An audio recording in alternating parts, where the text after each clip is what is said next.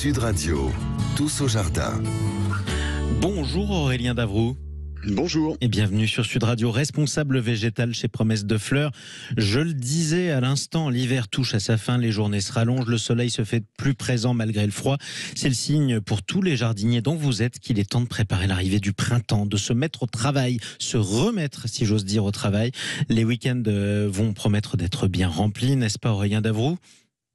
Eh bien oui, Jean-Marie, de multiples travaux de jardinage nous attendent en mars au jardin. Taille, plantation, division, nettoyage, etc. Il y a de quoi faire, mais on parlera surtout aujourd'hui de nettoyage et de plantation. Oui, c'est très important. On commence par quoi ? Alors, on peut commencer par les arbres et arbustes. Durant l'automne, vous avez peut-être commencé des plantations, mais vous n'avez peut-être pas tout fini. Pas de panique, il est encore temps de le terminer. Il est encore temps de planter. Gardez toutefois à l'esprit que tous vos arbustes que vous allez planter maintenant auront probablement besoin d'un petit coup de main, ou plutôt d'arrosoir, dans les mois à venir, parce qu'ils n'auront pas eu autant de temps pour développer leurs racines que les collègues que vous avez plantés cet automne. C'est ça, et ça c'est important.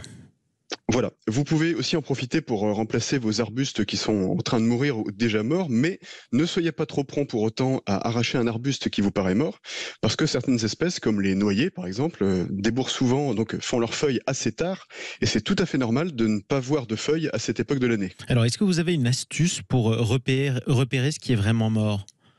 Alors oui, c'est très simple. Vous pouvez gratter légèrement l'écorce avec le bout de l'ongle. Et si vous apercevez du vert en dessous, c'est que le bois est vivant. S'il y a que du marron ou du noir, répétez l'opération un petit peu plus bas. Et si tout est mort, vous savez ce qu'il vous reste à faire.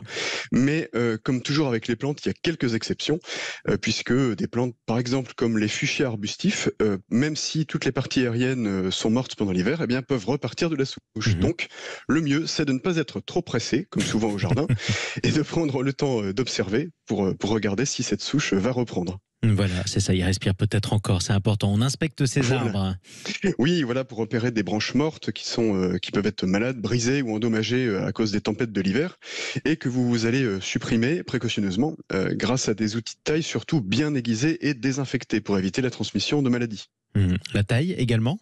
Oui, alors vous pouvez opérer sur une grande variété d'arbustes, mais à floraison estivale, parce que ceux qui fleurissent au printemps se tailleront uniquement après la floraison. Donc là aussi, un peu de patience. Mais cette taille pour les arbustes à floraison estivale est utile pour avoir une belle floraison dans quelques mois.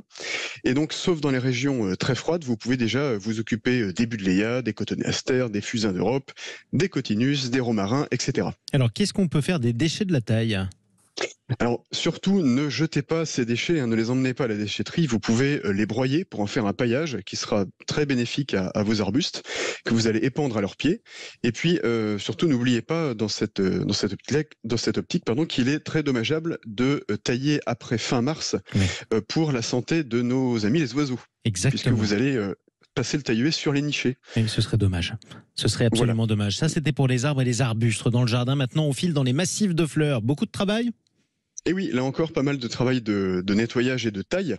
Alors, on peut commencer par ce que j'appelle le grand ménage de fin d'hiver, c'est-à-dire, en fait, tout simplement couper les tiges sèches des vivaces.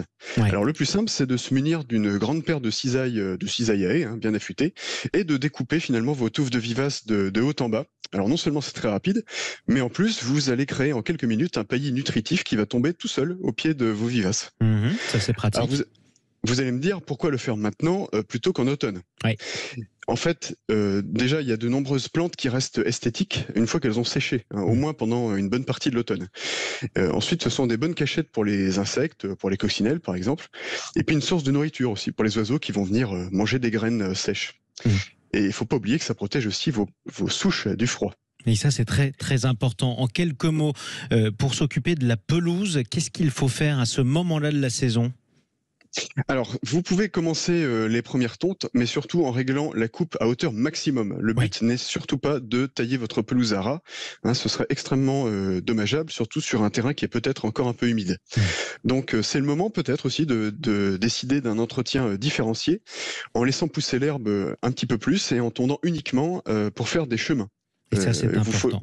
Voilà, vous faucherez uniquement en début d'automne. Et Donc on tout ça peut pour aussi, favoriser la biodiversité. c'est très important la biodiversité, on peut aussi se préparer pour la sécheresse hivernale en plaçant des récupérateurs d'eau, il faut se dépêcher, et surtout en paillant les plantations afin de limiter l'évaporation du peu d'eau qui va tomber et réduire les arrosages. C'est ce qu'on peut faire de mieux. Merci beaucoup pour tous vos conseils. Merci. Aurélien Davroux, responsable végétal chez Promesse de Fleurs. On vous retrouve pour le printemps, on espère en Bonne tout journée. cas. On fera un état des lieux de tout ça tout de suite. On passe